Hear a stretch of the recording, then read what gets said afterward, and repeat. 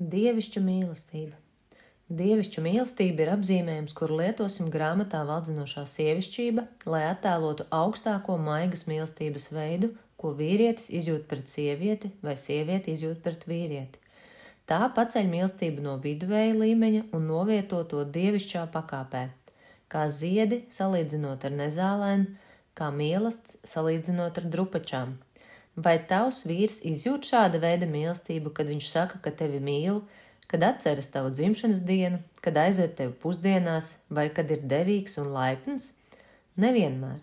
Šādi uzmanības pierādījumi ir apsveicami, bet tie nevienmēr ir patiesas mīlestības pierādījumi. Viņš var šo visu darīt un teikt vienīgi pienākuma pēc un neizjūtot īstu mīlestību. Dievišķa mīlestība nav visapzināta, bet gan spontāna, pilna siltuma un maiguma. Kad vīrietis patiesi mīl sievieti, viņš izjūt dziļas iekšējas sajūtas. Reizēm tās var būt tik spēcīgas, gandrīz kā sāpes. Viņš var justies kā apmāts vai noburts, var vēlēties dot sievietei, ko mīl, patvērumu un aizsardzību no briesmām, pārdarījumiem un grūtībām. Tad sajūtas kļūst arvien dziļākas un garīgākas, līdzinoties gandrīz vai dievināšanai. Un pat šis apraksts nevar pilnībā attēlot to krāšņo lietu, kas saucas mīlestība. Vai tā ir savtība? Neiedomājies, ka ir savtīgi vēlēties būt mīlētai ar vēl lielāku maigumu un padevību. Tava vīra mīlestība pret tevi būs liela prieka avots arī viņam pašam, un viņš tādēļ sajutīsies daudz vīrišķīgāks. Tas nodrošinās viņu ar milzu dzenuli, lai gūtu sekmes dzīvē, jo tu sniegsi kaut ko, pie kā strādāt, kam dzīvot, un, ja nepieciešams, arī kādēļ atdot savu dzīvību. Atmodinot savu vīra mīlestību, tu palīdzēsi viņam rast lielāku dzīves laimi un piepildījumu. Ja tā visa nebūs, tu būsi laupījusi viņam vienu no viņa lielākajiem priekiem. Arī tu no tā gūsi labumu. Tava vīra mīlestība būs tavas laimes centrs. Tu spēsi vēl atbilstošāk veltīt sevi savai ģimenei un maisaimniecības lietām. Mīlestība uzlabos tavu veselību un emocijas, liks tev plaukt un justies kā karalienei. Mīlestība ir pati svarīgākā veiksmes sastāvdaļa laulības dzīvē, bet laimīga laulība savukārt ir veiksmīgas ģimenes pamats.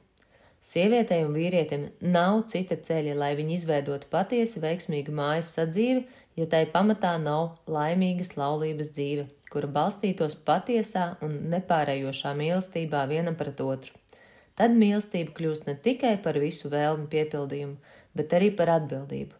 Kad laulība ir laimīga, tad laimīgi ir arī bērni, kuri atklāja sevī labākās īpašības un var sagatavoties savai nākotnē. Laimīgas mājas kļūst par cienījumu ieguldījumu sabiedrības labklājībā, nesot pasaulē mieru un nevis nesaskaņas, kuras rodas no mīlestības neesamības. Tava mīlestība pret viņu. Lai varētu pastāvēt patiesi dievišķa mīlestība, tev ir jāmīl savu vīru tikpat daudz, kā viņš mīl tevi. Bet ja jau mēs mācāmies tikai tos principus, kuri atmodina vīra mīlestību uz savu sievu, tad kādā gan veidā padziļināsies tava mīlestība uz viņu? Ierasta atbilde būtu: arī viņam ir jārīkojas un jākļūst par labāku vīrieti. Lai gan tā ir nenoliedzama patiesība, ka tava vīra centieni uzlabot sevi palielinātu tavu mīlestību pret viņu, tomēr lūk, kādus brīnumus radīs grāmata Valdzinošā sievišķība. Kad tu pielietosi šo mācību, tu iegūsi lielāku savu vīra izpratni un novērtējumu, iemācīsies redzēt viņa labāko pusi un tādējādi iemācīsies mīlēt viņu vēl vairāk. Ieviešot savā dzīvē grāmatas Valdzinošā sievišķība principus, tu kļūsi par labākas un mīlošākas dabas sievieti. Tu spēsi viņu mīlēt vēl vairāk. Ja tu palīdzēsi viņam iegūt uzticību un cieņu pašam pret sevi un ar to radīs laimīgāku laulību un ģimenes dzīvi, tad viņā radīsies vairāk ierosmes radīt savā dzīvē ko vērtīgu. Viņš kļūs par labāku vīrieti, tas ir par tādu, kuru tu vieglāk un pilnīgāk spēsi mīlēt. Dievišķā mīlestība ir tas, pēc kā jebkura sieviete ir ilgojusies, kopš tika radīta pasaule. Jau bērnībā mazas meitenes sapņo par mīlas romāniem, kuros viņa ir skaistā princese, kuru meklē cēls princis. Sniegbaltīta un pelnrašķīta ir mazu meiteņu vismīļākie pasaku tēli. Jaunībā jaunas meitenes prātu visvairāk nodarbina tāda vīrieša atrašana, kurš viņu mīlēs un lolos. Šāda jūtu pilna mīlestība ir vienmēr bijusi arī lielo operu, romānu un dziesmu tēma. Romantiska mīlestība – viens no dzīves iekustināšākajiem spēkiem, ar pilnām tiesībām ir pelnījusi, lai mēs to apsvērtu un iemācītos. Šīs nodaļas beigās tu varētu jautāt, ko es varu darīt, lai iedvestu savā vīrā dievišķu mīlestību. Lai to uzzinātu, ir jāapgūst principi, kuri pamodina vīriešu mīlestību.